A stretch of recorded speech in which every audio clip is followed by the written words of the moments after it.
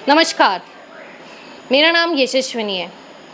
आज हम एक ऐसी जगह आए हैं जहां पर 70 बच्चों को माँ का प्यार दिया जा रहा है, जिनका घर परिवार यहाँ नहीं है, किसी का है भी तो यहाँ से बहुत दूर है। अच्छी शिक्षा, अच्छा भोजन। जी हाँ, आज हम आश्रय एनजीओ में आए हैं जहाँ पर हमें सुशीला जी मिली, उनसे हमने बातचीत की। वहाँ हमें काफ़ी बच्चे भी मिले जिनसे हमने मुलाकात की। आज हम उनसे उनकी हर बात के बारे में जानेंगे कि उन्होंने क्या क्या चीज़ें इस सफ़र में देखी हैं। और आज मदर्स डे है तो हम उनसे सबसे पहले ये पूछना चाहेंगे कि माँ शब्द जो होता है उस पर आप हमें 2 लाइनों में बताइए कि ये कैसा एहसास होता है, क्योंकि आप इतने सारे बच्चों की माँ हैं। मुझे लगता है कि माँ शब्द का दूसरा नाम अगर कहें तो एक जिम्मेदारी। और एक बच्चा जब घर में जन्म लेता है तो उसकी उस दिन से लेके और वो बड़ा होने तक एक परवरिश में माँ अपने पूरे योगदान अपने जीवन को लगाती है कि वो कैसे उसके जीवन का निर्माण हो। कहते हैं एक बच्चा पैदा करने में माँ का बहुत मुश्किलों का सामना करना पड़ता है। वो 9 महीने बहुत मुश्किल में रहते हैं। अंत में माँ जब वो छोटा सा बच्चा देखती है तो एक मुस्कान के साथ सारे दर्द भूल जाती है। जी। तो आप उस पर क्या कहना चाहेंगे? हमने आश्रय की शुरुआत की और हमारे पास में आज 70 बच्चे हैं। मेरे अपने बच्चे भी हैं और ये जो बच्चे हैं और मेरे अपने बच्चों में कोई भी भेद हमने नहीं किया। और मुझे लगता है कि जन्म देने से ज़्यादा और ज़िम्मेदारी का काम जब वो बच्चा है वो हमारे आंखों के सामने होता है और उसका जीवन के निर्माण में जो हमें त्याग और तपस्या है वो पूरा हमें लगाना होता है। तो मुझे लगता है कि वो एक बहुत बड़ा काम है। तो इस एनजीओ की आपने शुरुआत कैसे की आश्रय की? मेरे पति हैं, उन्होंने मास्टर किया सोशल वर्क में। और जब हमारी शादी हुई उसके बाद जब मैं आई यहाँ और मैंने देखा कि सामाजिक कार्य हैं वो बहुत अलग अलग भिन्न भिन्न प्रकार से समाज में किया जा सकता है। और जब हम ऐसे महिलाओं से मिले जो गंभीर रोगों से ग्रसित थी और उनके गुजर जाने के बाद जब उनके बच्चों को कोई भी उनके परिवार भी नहीं अपना रहे थे, क्योंकि हमारी संस्था है वो स्पेशल बच्चों के लिए काम कर रही है आज, तो हमें और आश्रय की शुरुआत करने की ज़रूरत पड़ी। और आज हमारे यहाँ जो बच्चे हैं वो सारे स्वस्थ हैं, अच्छी स्कूलों में पढ़ रहे हैं। तो कितने बच्चे हैं आपके यहाँ पे? अभी हमारे यहाँ गर्ल्स है, बॉयज़ हैं, अलग अलग लोकेशन पे हैं और सभी बच्चे स्वस्थ हैं और बहुत खुश हैं।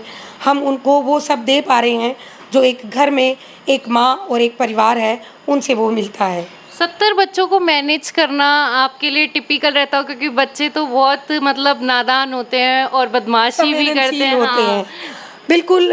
मुझे लगता है कि हमें बहुत सारे परिवार बोलते हैं कि हम तो 2 बच्चों को ही नहीं संभाल पाते हैं, ये कैसे आप इन बच्चों को संभालते हैं। पर क्योंकि ये संस्था है और संस्था में ये बालगृह है, ये भारत सरकार की देख रेख में और हमारे राजस्थान सरकार की गवर्नमेंट है, उनके कुछ नियम बने हैं, तो नियमों के तहत है यहाँ पालन पोषण है और स्टाफ के सहयोग से इन बच्चों को सारा लालन पालन, दुलार, अच्छा स्वास्थ्य, पौष्टिक भोजन वो सब हम देने का पूरा प्रयास करते हैं। तो जब से आपने शुरू किया उसके बाद से अब तक आपको क्या क्या तकलीफ़ें और मुश्किलों का सामना करना पड़ा? मुझे लगता है कि जब हम कोई भी काम करते हैं तो उन कामों में तय है कि हमें संघर्ष और मुश्किलें हैं वो आएंगी, लेकिन आज जो बच्चे हैं उन संघर्षों से हम कुछ आगे निकल कर आए हैं। शुरू में स्कूलों में एडमिशन नहीं होता था या फिर 2 समय के पौष्टिक भोजन के लिए भी हमें बहुत संघर्ष करना होता था, लेकिन आज समाज के ही बहुत सारे लोग, बहुत अच्छे परिवार आज हमारे साथ में जुड़े हैं। हमारे देश के ही नहीं 20 से भी ज़्यादा देशों के लोग आज हमारे साथ में जुड़े हैं, जो कि हम इनकी सारी व्यवस्थाओं को बनाए रखने में सफल हो रहे हैं। और बच्चे हैं आज अच्छी स्कूलों में पढ़ रहे हैं। हमारे यहाँ IAS में पढ़ रही है बच्ची एक, और एक बच्चे ने अभी जी मेंस के एग्ज़ाम क्लियर करे हैं और वो बहुत अच्छा है पढ़ने में, तो हर संभव एजुकेशन है वो भी हम इनको देने में सफल हुए हैं। अच्छा, तो आप मेरे को बताएंगे जैसे बच्चे ग्रेजुएट हो जाते हैं फिर आगे आप उनको क्या मतलब स्कोप दिखाते हैं, बताते देखिए हैं? काउंसलिंग वगैरह कराते हैं उनके एजुकेशन की? बिल्कुल, काउंसलिंग है वो तो बरोबर इनके हर एक लेवल पे एज में इनको मिल रही है, कैरियर की वो सब मिल रही है। लेकिन जब हम 18 के होते हैं तो भारत सरकार की एक और योजना है, आफ्टर केयर जो है उसमें बच्चे रहते हैं और हम प्रयास कर रहे हैं लोकल दानदाताओं से भी उन बच्चों को भी हम पढ़ा कर उनके पैरों पे खड़ा होने तक उनको सहयोग कर पाएँ। तो जैसे आपने 2 एनजीओ कर रखे हैं, ये गर्ल्स वाला है और बॉयज़ वाला आपका कहाँ पे है? एनजीओ हमारा positive women network of Rajasthan society है, एक ही है।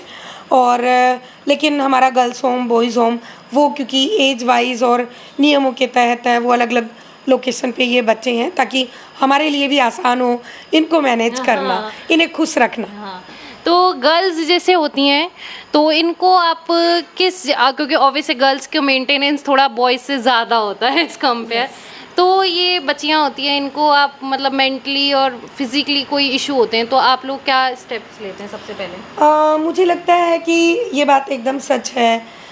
गर्ल्स हैं वो बहुत भावुक होती हैं, हाँ। बहुत सेंसिटिव होती हैं और उनको संभालने के लिए बहुत सारे प्रयास हैं वो हमें करने होते हैं। लेकिन ये भी एकदम सच है कि अगर बच्चियों को समझ में आ गया तो वो भी 100% अपना योगदान देती है खुद के जीवन को निर्माण करने में। तो मुझे लगता है कि यहाँ जो हमारे अलग अलग स्टाफ हैं वो उनको पूरा माहौल बना के और देखभाल है वो हम लोग दे रहे हैं।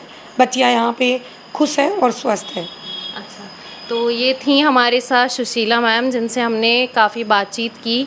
इन्होंने अपने मातृ प्रेम से बच्चों को एक साथ सँजो के रखा है, उनका अच्छा पालन पोषण, उनके अच्छे भावनात्मक रूप से उन्हें मजबूत किया जा रहा है यहाँ पे और काफ़ी ही अच्छी व्यवस्थाओं के साथ उन्हें रखा जा रहा है।